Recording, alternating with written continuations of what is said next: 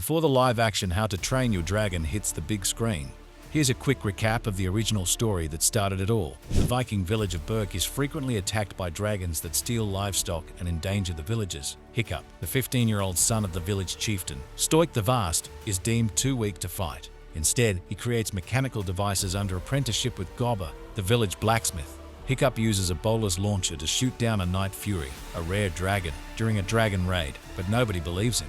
He enters the forest and finds the creature, but cannot bring himself to kill it, so he sets the dragon free. The Night Fury then suddenly pins Hiccup down, but to Hiccup's surprise, it spares him.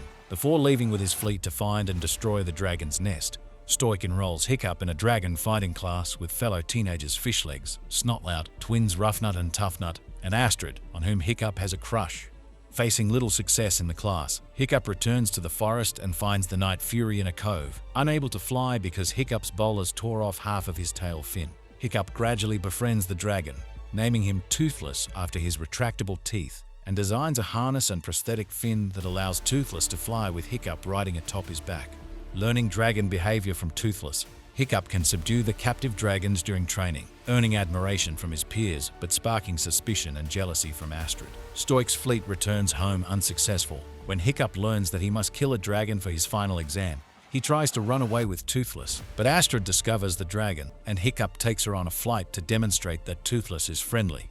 During the flight, Toothless is hypnotically drawn to the dragon's nest, where a gargantuan dragon named the Red Death summons relatively smaller dragons to feed it copious amounts of live food to avoid being eaten themselves. Realizing the dragons have been forced to attack Berk to survive, Astrid wishes to tell the village, but Hiccup advises against it to protect Toothless. In his final exam, Hiccup faces a captive monstrous nightmare and tries to subdue him to prove that dragons can be peaceful. When Stoik unintentionally enrages the dragon into attacking, Toothless arrives to protect Hiccup, but is captured. Infuriated, Stoik confronts his son for befriending a dragon until Hiccup accidentally reveals that Toothless knows the location of the dragon's nest. Despite Hiccup's pleas, Stoik disowns him and sets off for the nest with Toothless guiding the Vikings. Astrid prompts Hiccup to realize he spared Toothless out of compassion, not weakness. Regaining his confidence, Hiccup shows his friends how to befriend the training dragons, and they set out after their tribesmen.